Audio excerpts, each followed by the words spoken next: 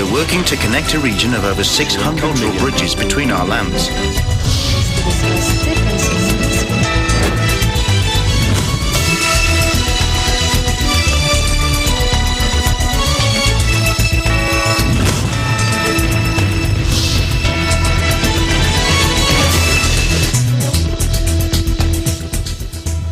Hello and welcome to ASEAN in Focus. Joining me today is our EBC Thailand Bureau's Esther Odanga. Hello, Esther.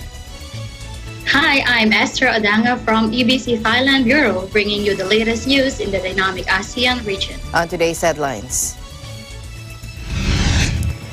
The Philippine government has called for the immediate release of Aung San Suu Kyi as well as the complete return of Myanmar to its previous state of affairs.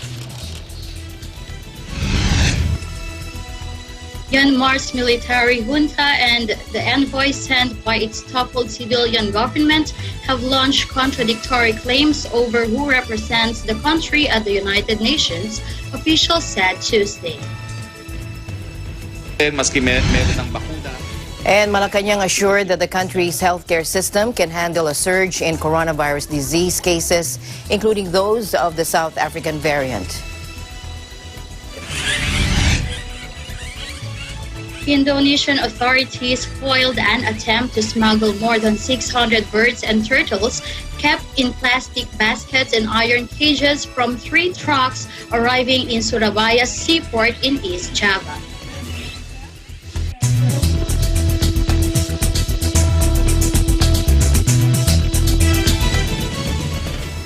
First, the Philippine government has called for the immediate release of Aung San Suu Kyi as well as the complete return of Myanmar to its previous state of affairs.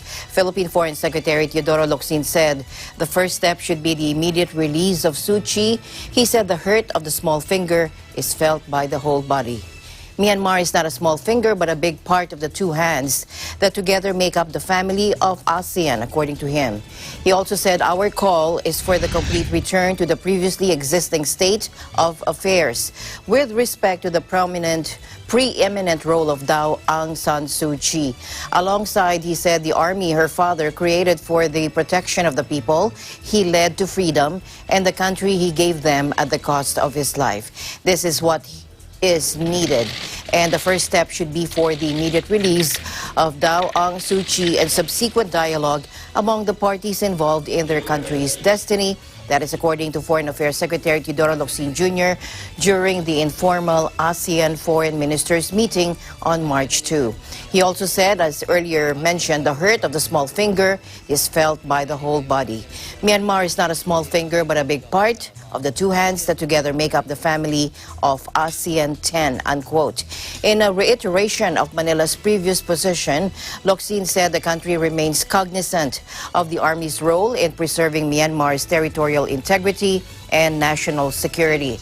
At the same time, it recognizes the unifying role of Suu Kyi in the Southeast Asian state's history and its destiny. He urged the rest of the bloc to stand by Myanmar and extend necessary assistance to its people and its government. Indonesia Foreign Minister Retno Marsudi asked Myanmar to release political prisoners and open its door for ASEAN. The statement was made after an informal meeting was held virtually with other ASEAN foreign ministers.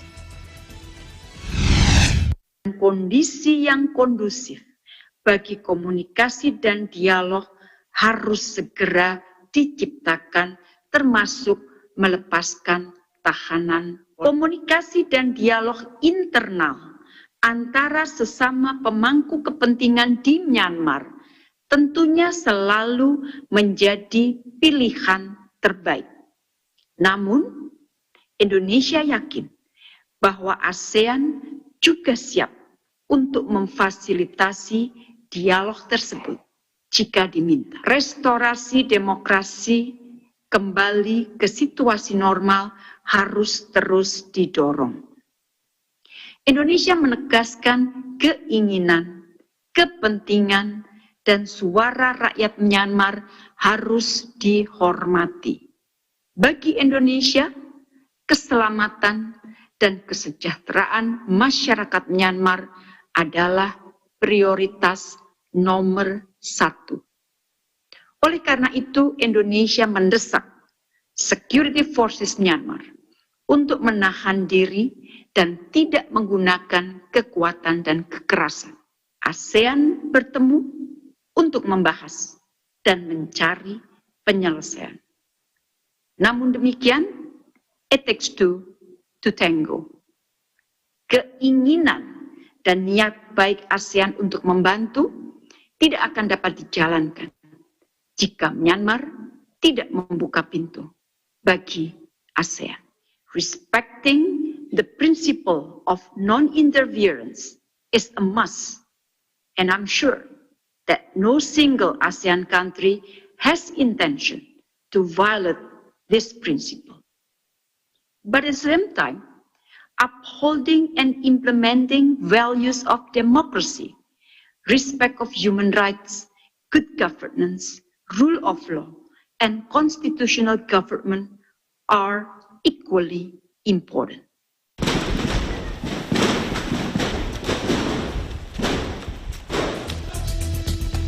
Still on the ongoing crisis in Myanmar, Britain has already called for the UN Security Council to meet on Friday.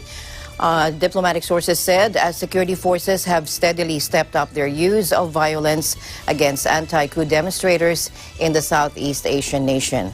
Authorities fired live rounds and tear gas at protesters again on Tuesday, leaving at least 3 people critically injured as international pressure has grown since the military's February 1 ouster of civilian leader Aung San Suu Kyi.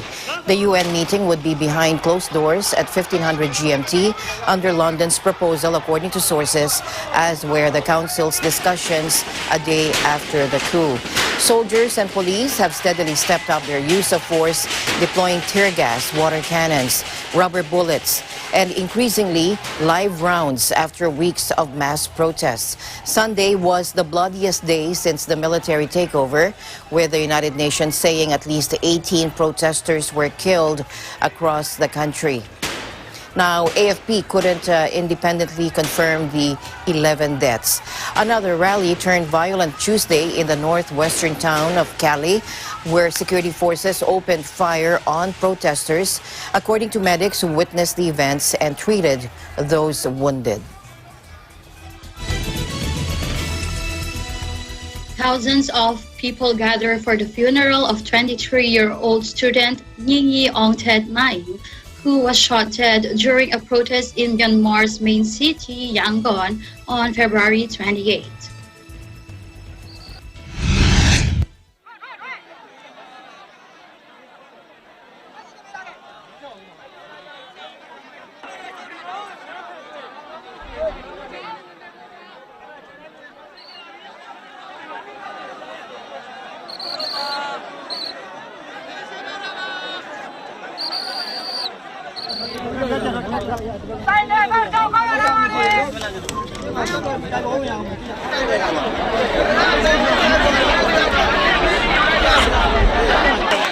Democracy type way to it. General Tiana to it. General Luquin to it. Just somewhere, General 2 years only, General Sanction Pidu here. Tiana Damu, General Piano. I Tiana Damu, Mayamachi, General Ning and one, Nizin, Lamo, Travio. Say, Anna, sick on these oil, General Dolan and Sura, Genia, maybe your General, the woman building it.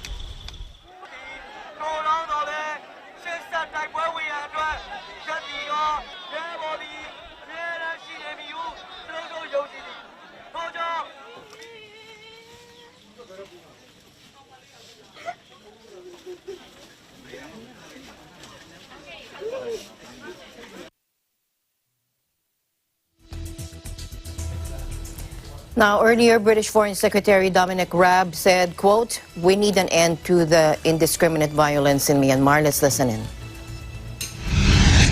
Well, our message is very clear, particularly after what we've seen over the weekend, which is that we need an end to this indiscriminate violence alongside the targeting of opposition politicians, journalists and other critics. So we need to see an end to that brutality, and they've got to start thinking about a route forward which can restore the democratic trajectory, if you like, of Myanmar. We'll continue to look at how we hold individual members of the regime to account. We're also looking at businesses from this country doing business with any of the firms in Myanmar that are controlled by the military. We've reviewed our aid so that we're not directly or indirectly propping up or supporting government initiatives as opposed to initiatives that get directly to the people. The UK Foreign Secretary, in an address to the UN Human Rights Council, said that the democratic wishes of the nation should be respected, and violent scenes like those over the weekend when protesters were seriously shot dead must end.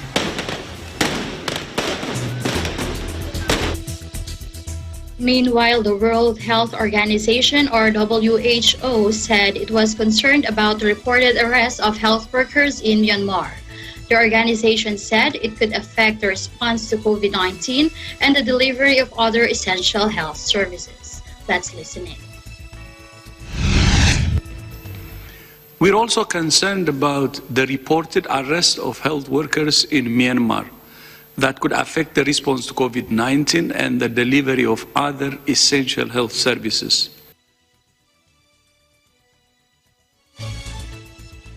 The Human Rights Watch said emergency medical workers and journalists have been unlawfully arrested for their relief work in deliberate attempts to intimidate anyone attempting to assist pro-democracy protesters. The UN Rights Office said it had credible information that at least 18 people had been killed in Sunday's crackdown on protesters in Myanmar, as it strongly condemned the violence. Myanmar security forces opened fire on protesters, killing at least 8, according to AFP sources in the country, including rescue workers, in the bloodiest action so far to smother opposition to military coup 4 weeks ago.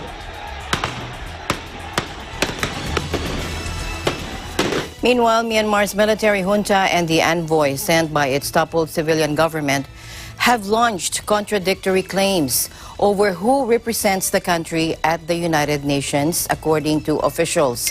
Ambassador Kyaw Moe-tun spectacularly broke with the junta before the General Assembly on Friday in an emotional plea for help to restore ousted civilian leader Aung San Suu Kyi. Now, the next day, the junta said the envoy, as seen here, had been sacked. But on Monday, Kyaw Moe-tun sent a letter to the President of the UN General Assembly to say that he still holds the post. On Tuesday, Myanmar's Foreign Ministry sent a note verbal to the UN, also obtained by AFP, claiming that Kyaw Moe-tun had been removed. UN spokesman Stefan Dujarric told a press briefing that the body had received 2 contradictory letters. He also said, "We are taking a look at those letters, where they came from, and what we will do," unquote. U.S. envoy to the UN, Linda Thomas-Greenfield, also met virtually with Kyaw Moe-tun on Tuesday to express her support. UN accreditation and protocol committees will look into the issue and then refer it to the General Assembly. In other news, former Philippine ambassador to Brazil, Marichu Mauro, who was caught on video maltreating her household helper, has been dismissed from service, President Rodrigo Duterte said Monday.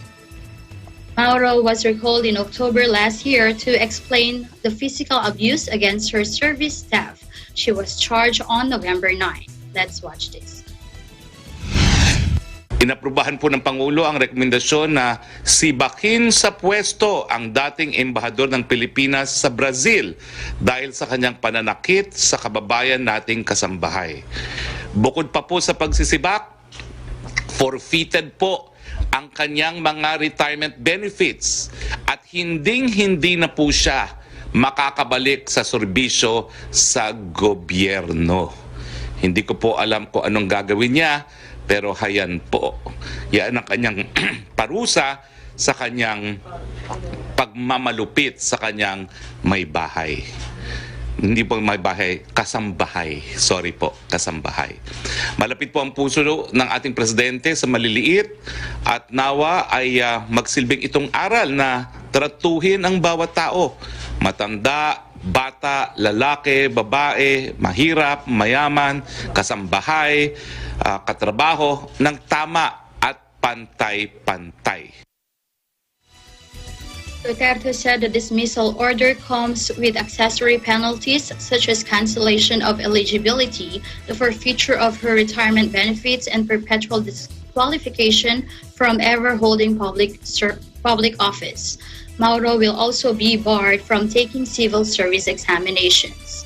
Brazilian news outlet Global News earlier released CCTV footage supposedly showing Mauro physically abusing her 51-year-old worker on different occasions inside the diplomatic residence.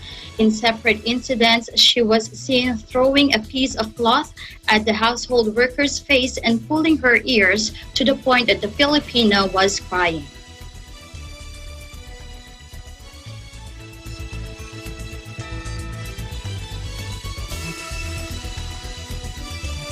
Cambodia's exiled opposition figurehead Sam Rainsy was sentenced in absentia to 25 years in jail Monday over an alleged plot to overthrow strongman Hun Sen's government, a court official said.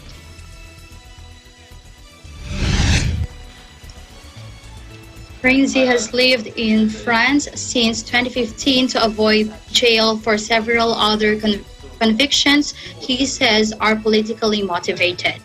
The latest sentence was related to his attempts to return home in 2019, the government-friendly media outlet Fresh News reported. Rainsy was convicted for an attempted attack in Cambodia in 2019. Irene, a spokesman for Phnom Penh Municipal Court, told AFP refusing to give further details. The court also stripped Rainsy of the right to vote and stand as candidate in an election, the official said. In a statement on Twitter, Rainsy said the conviction was born out of weakness and fear. 8 other opposition politicians, including Rainsy's wife, were also sentenced in absentia to between 20 and 22 years in jail.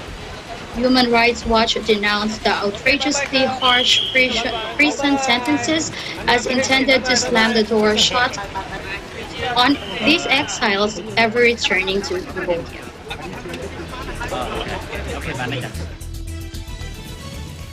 In other news, the grave of the 4 Filipino missing oil workers kidnapped and executed by the terrorist group Islamic State or ISIS was finally located on March 1, according to the Philippine Embassy in Libya. The embassy confirmed the location was in a cemetery in the eastern coastal city of Derma. Now, the embassy said, quote, on Monday, Libyan military authorities led embassy officials to the Dar Amar Islamic Cemetery, 10 kilometers from Derna, where they said Donato Santiago, Gregorio Titan, Roldan Blaza, and Wilson Elige were buried after their bodies were discovered 6 years ago. The volunteer who oversees burials at the Dar Amar, as well as members of the Libyan Red Crescent team who retrieved and later buried the remains, are convinced that the bodies they buried there belong to the 6 kidnapped foreign oil workers. The Department of Foreign Affairs has conveyed the latest development to the kin of the 4 Filipino nationals and will make arrangements for forensic experts to assist in identifying the remains and bringing them home.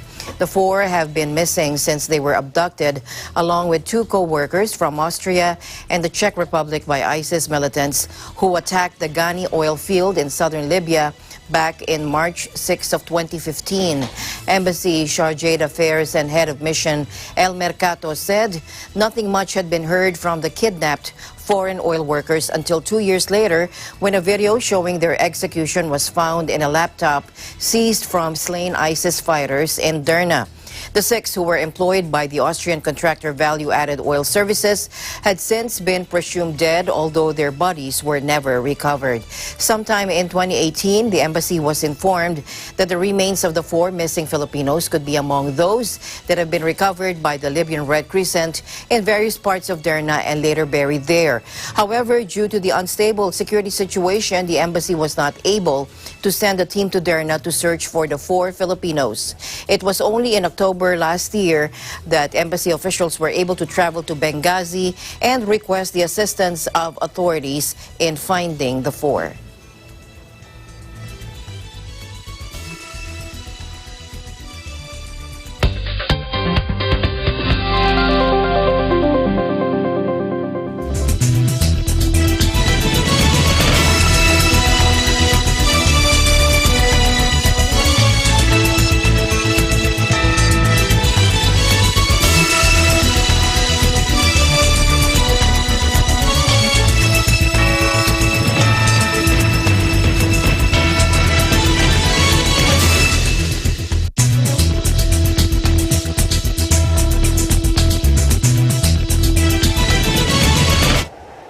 Innovation, digital disruption, globalization.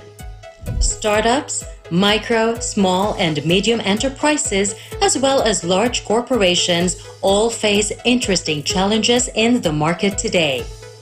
Peek into the world of exciting opportunities and partnerships to drive growth with the latest business news and information. We are open for business. Your weekly dose of entrepreneurial inspiration to update you on the latest developments in the world of business. Get up close and personal with CEOs and thought leaders to help you discover valuable insights, sharpen your instincts for smart decision making with the latest markets and economic trends, disruptive ideas, global innovation, social entrepreneurship, and other leading-edge business ideas. Join the conversations to create a more vibrant environment for entrepreneurship. Catch Open for Business, from vision to action.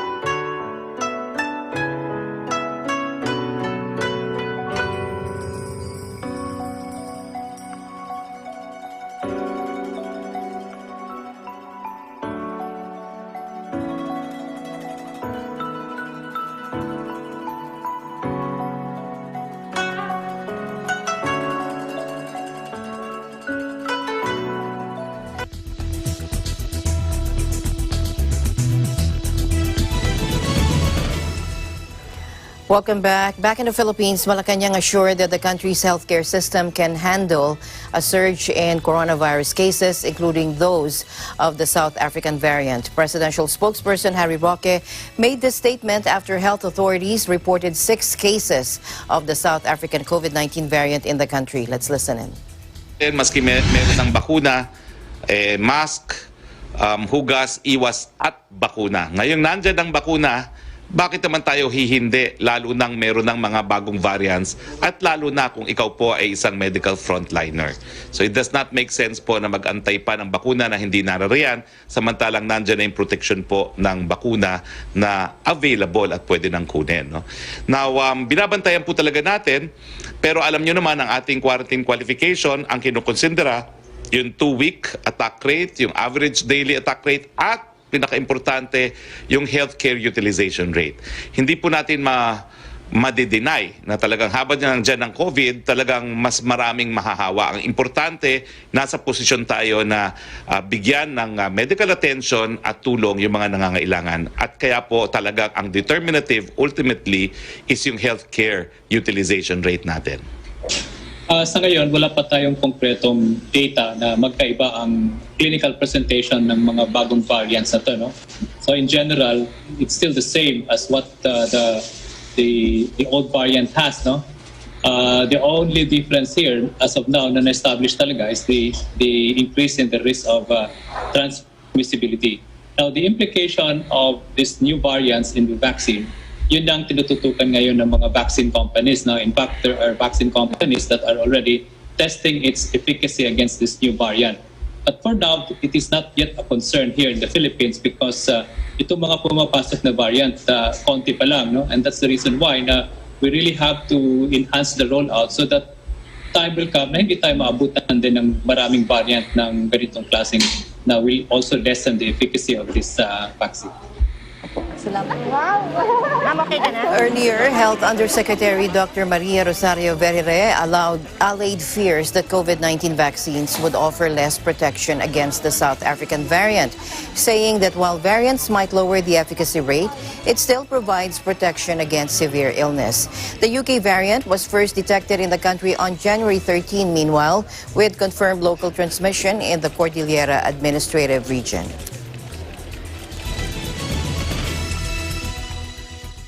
Maldives HPA says vaccination will be provided to those of 20 years of age. Joining us live from EBC Maldives Bureau, we have Steffi Dewan. Hi, Steffi. Hi, Esther. Good afternoon. Yes, we are now on the third round of vaccination here in Maldives. If you remember, Esther, vaccination here in Maldives was divided into three categories, which are the first one is for those frontline such as health professionals and social healthcare workers, which are most risk of contracting the virus, followed by the second round of vaccination for those high-risk elderly people over the age of 50 and individuals living with major health conditions. So now we are on the third round of vaccination would focus on essential need providers. So last Monday, Esther, the Health Protection Agency announced that vaccination would be provided for any individual over the age of 20 in the Greater Malay region. Maldives officially commenced its vaccine rollout on February 1st after receiving the initial donation of 100,000 doses of the Covishield vaccine from the Indian government. An additional donation of 100,000 doses was granted on February 20th. The Maldives Food and Drug Authority, or MFDA, approved the India gifted Covishield vaccines for restricted use in emergency situations defined by the Health Protection Agency, or HPA. For the ongoing COVID-19 pandemic, subjected to various regulatory provisions. Covishield was manufactured by the world's largest vaccine producer, Serum Institute of India, using a formula prepared in a collaborative effort by Oxford University and AstraZeneca. British Medicine and Healthcare Products Regulatory Agency approved the vaccine on December 30th last year. After a long period of recording low numbers toward the end of 2020, Maldives is now experiencing its third wave of the pandemic with the introduction of the United Kingdom's highly contagious virus variant. Currently, the island nation records a total of 19,793 virus cases, of which 2,475 are active cases. In addition to 17,249 recoveries and 16 deaths. And that's my quick update from Maldives. Back to you, Esther. Thank you, Steffi, for all your updates. Stay safe and stay healthy. Thank you so much, Esther. Reporting live from Maldives. This is Steffi Dihuan, and we live in interesting times. Now, health workers received their first dose of Chinese Sinovac COVID-19 vaccine as the Philippines launches its COVID-19 vaccination drive, and health workers, soldiers, police, and government officials are to be the first in line to get the donated Chinese jobs despite concerns over their effectiveness. Let's watch this.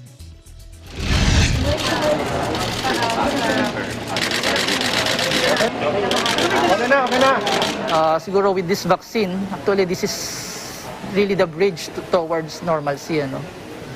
So as WHO said, that this is our only way para makabalik sa normal.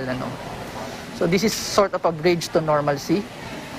And hopefully everyone will get vaccinated para makarating tayo dun sa old normal, actually sa old normal natin, wherein we get comfortable with our friends, with our family. Well, it's still not normal, It's still not normal. COVID is still there.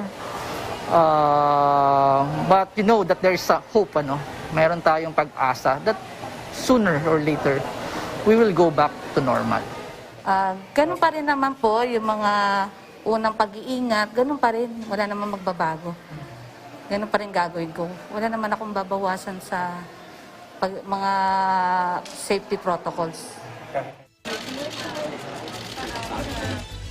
Meanwhile, at least 4,467 health workers in the Caraga region will receive Sinovac vaccines during the first rollout of COVID-19 vaccination in the area. The health workers are employees from 11 priority private and public hospitals in the region. The Department of Health in Caraga, RDOH 13, said in a statement Tuesday. During the meeting on Tuesday, the health agency also presented the health assessment algorithm for Sinovac, which contains health issues the patients might have and the corresponding actions vaccinators must do. Meanwhile, military officials and soldiers working in hospitals in the Philippine military received their mandatory COVID-19 vaccinations in a military base in Manila using the Sinovac vaccine donated by China. Let's listen in. Well, this is for security and protection, definitely, because COVID remains to be a threat, very much in our midst, and there's no other way to fight the COVID except through the vaccination itself. Because we support the government. Saka, na-test na kasi yan ng mga eksperto, so confident kami sa efficacy niya. Soldiers most at risk of exposure to the virus will be prioritized and are required to take whatever vaccine is available to them, according to a military spokesman, adding that vaccines are free, but soldiers who want to choose a brand not in the military stockpile will have to pay for it. Now, those who refuse to be inoculated could be disciplined. Meanwhile, the Philippine News Agency reported that some 305 medical frontliners of the Philippine National Police have received their CoronaVac vaccine shots in the first 2 days of the vaccination rollout. PNP Deputy Chief for Administration, Lieutenant General Guillermo Eleazar said Wednesday, 125 PNP personnel took the jab on Monday and 180 on Tuesday. Only 3 persons developed adverse effects such as mild skin rashes from the immunization. 2 were reported on March 1 and one on March 2, according to Eleazar. He also said about 80 police personnel reported no-go on Tuesday, mostly for clinical reasons, but could still go back for rescreening. Earlier, PNP Chief General Debolsina said 800 vaccine doses were initially allotted for the police force's health workers, particularly those working as frontliners at the PNP General Hospital. About 200 PNP health workers will be vaccinated each day. Latest data show that recoveries among PNP personnel who contracted the coronavirus disease comprised 95.7% of 11,420 cases in the police force. Vietnamese free coronavirus contact tracing app Blue Zone boasted for over 30 million downloads as of March. The figure rose by 5.2 million since January 27, when the third wave of local infections broke out.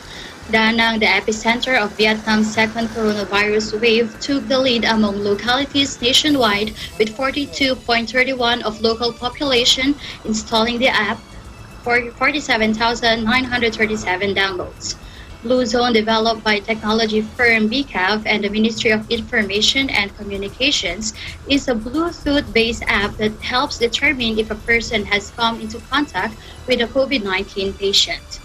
The ministry targets to have 45 million active Blue Zone subscribers out of the country's 76.8 million smartphone users. So far, Vietnam documented for 2,472 COVID-19 patients, according to the National Steering Committee for COVID-19 Prevention and Control.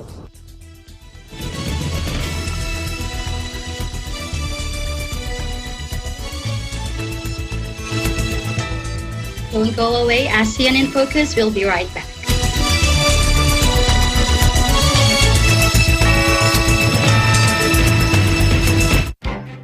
Events happen around us all the time, in our community, in our country, around the world. Events that affect people, move communities, or simply inspire us. Interesting events that people need to know. In these interesting times, we continue to be a competent partner in delivering news about these events. Fast, accurate, balanced. Eagle News, because we live in interesting times.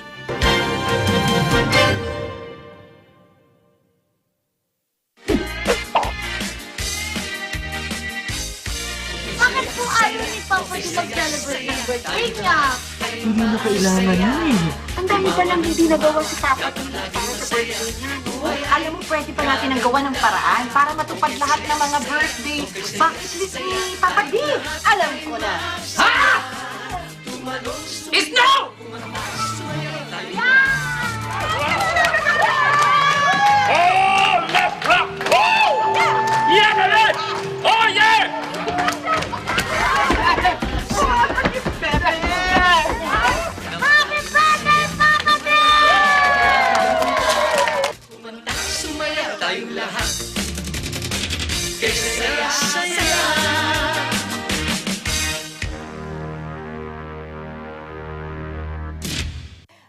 Nakita ko ang paghahandang ginawa nyo para dito sa Tagisan ng Galing. Grabe ka, parang nakita ko si Viancy. Ang lakas ng dating mo. Siguro, not only sa audience, pero sa aming mga judges, iba yung impact mo no?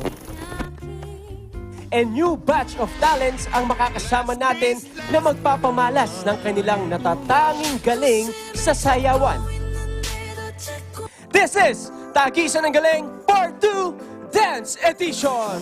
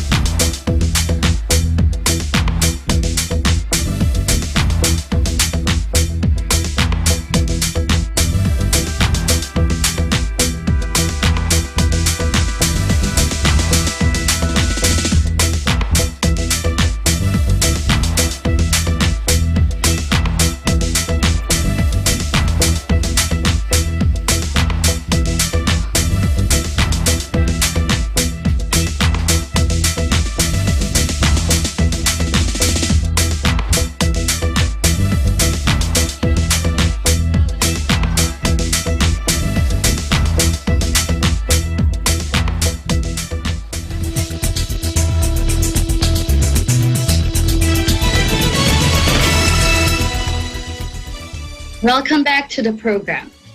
Digital labor platforms have increased fivefold worldwide in the last decade, according to the ILO's latest World Employment and Social Outlook 2021 report.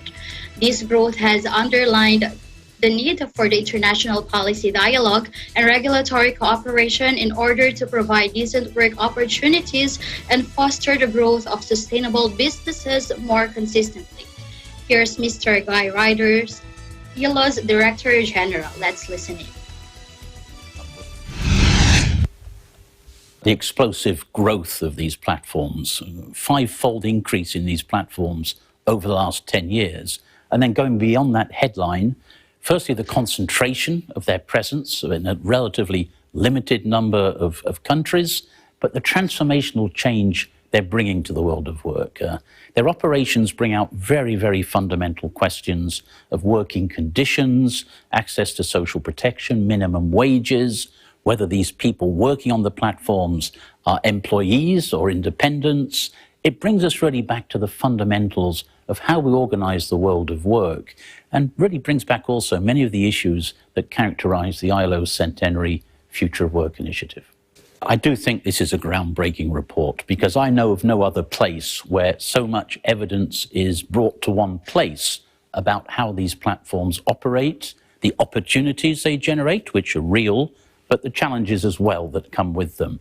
So I hope that this is a starting point which can lead to a process of dialogue, which can bring about the type of coordinated policy response that we need. Because one thing is clear, by their very nature, these platforms raise international issues. They go across multiple national jurisdictions. So we need the international dialogue, which can eventually generate the appropriate policy responses. And I really do think this is the first step in what might prove to be a long journey, but an absolutely necessary one.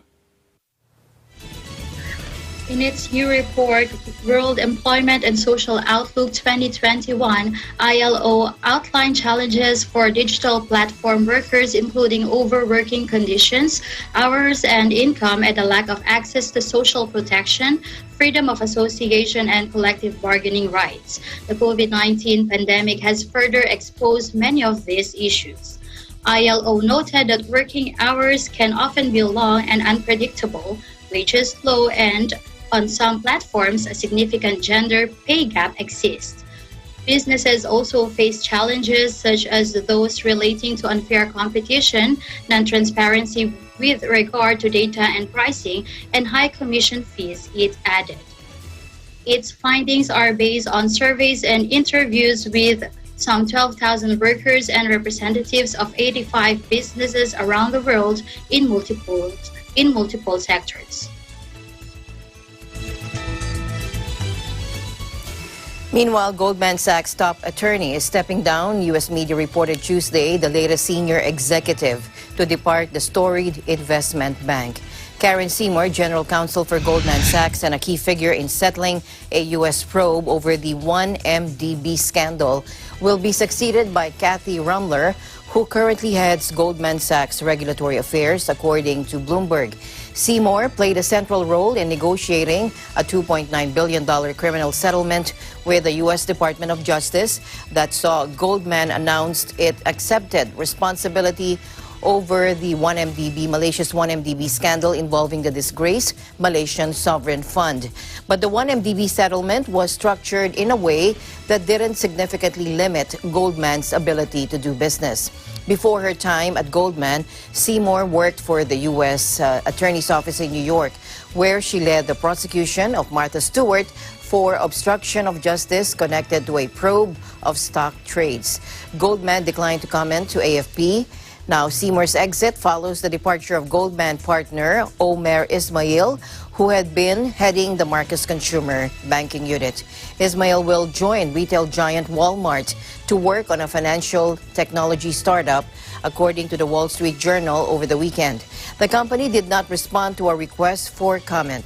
Another Goldman executive, asset management co-head Eric Lane, is leaving for Tiger Global, according to Bloomberg.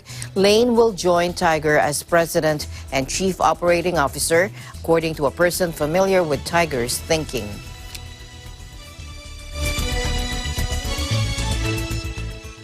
Meanwhile, European Council Chief Charles Michel said Tuesday the EU has no plans to lift punishing sanctions against Russia that were imposed over the conflict in Ukraine. Ukraine has been fighting Russia-backed separatists in the eastern Donetsk and Lugansk regions following Moscow's annexation of the Crimean Peninsula in 2014. Let's watch this. Unfortunately, Russia has not reciprocated Ukraine's positive steps to implement the Minsk agreement. And that's why our economic sanctions against Russia will remain in place. Russia is a party to this conflict and not a mediator.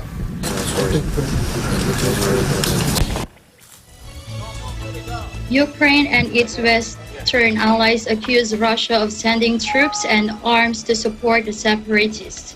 EU leaders in December extended until mid-2021 the sanctions that target whole sectors of the Russian economy, including its valuable oil businesses.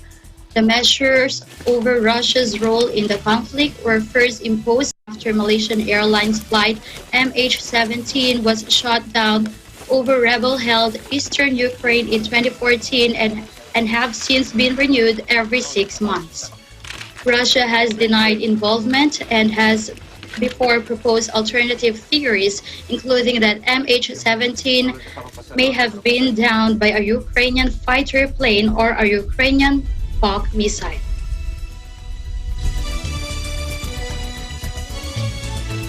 In other news, the chief editor of an independent Malaysian news outlet was questioned by police on suspicion of sedition after he criticized the conviction of his website for contempt. Malaysia Kini, which made a name for itself by reporting on the misdeeds of the country's ruling elite, was found guilty last month over readers' comments critical of the judiciary and fined $120,000. Stephen Gan, the editor-in-chief of Malaysia Kini, seen here, was cleared of contempt. But police have now launched a probe into his alleged sedition over comments he made following the conviction of his news outlet. He had criticized the verdict as having a chilling effect on freedom of expression in Malaysia. Gan was questioned at National Police Headquarters in Kuala Lumpur and maintained his innocence. Now, those convicted of sedition in Malaysia face up to 3 years in jail, and the law is frequently criticized by rights groups as a tool used by authorities to silence dissent. Opposition lawmaker Charles Santiago was also questioned Monday on suspicion of sedition after he criticized the court verdict. Malaysia Kini has faced continual attacks since it was founded in 1999, ranging from police raids to criminal prosecutions, and has so far managed to survive every challenge. Following its conviction, the site launched a fundraising drive and received enough to cover the fine in a few hours.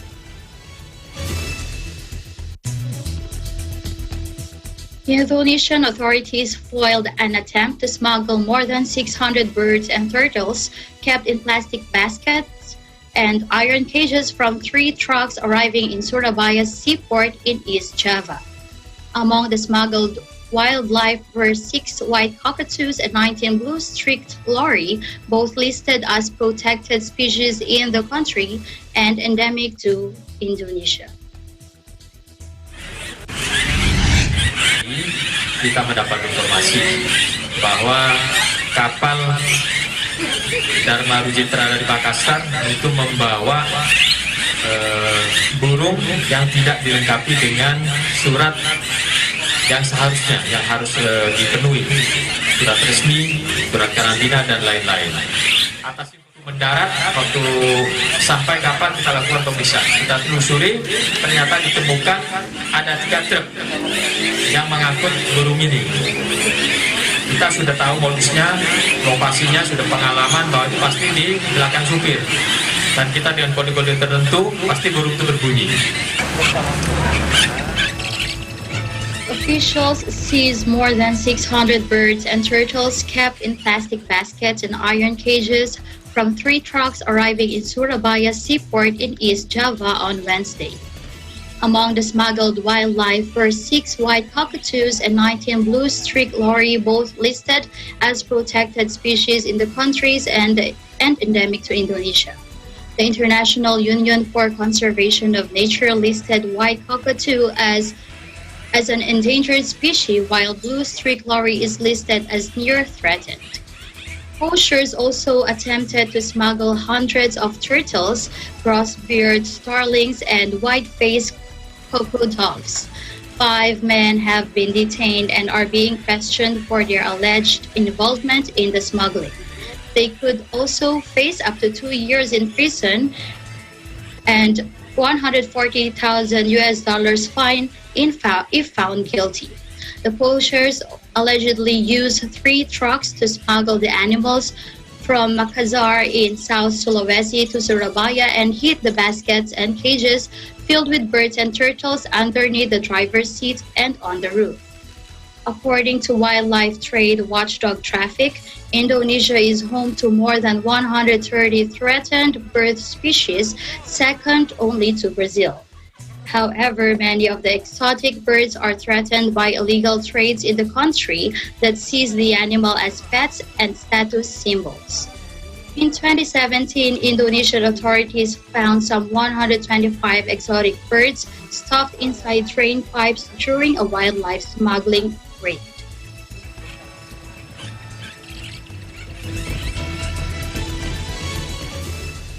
Thank you very much, Esther, for joining me today here on ASEAN in Focus. I'll see you back soon. Thanks, Alma. And before we go, I would like to take this opportunity to greet my beloved Auntie Star a very happy birthday. Stay safe and stay healthy. Happy birthday. And, yes. And that's it. That's the latest news around ASEAN. Thank you all for watching. From EBC Thailand Bureau, this is Esther Odanga, and we live in interesting times.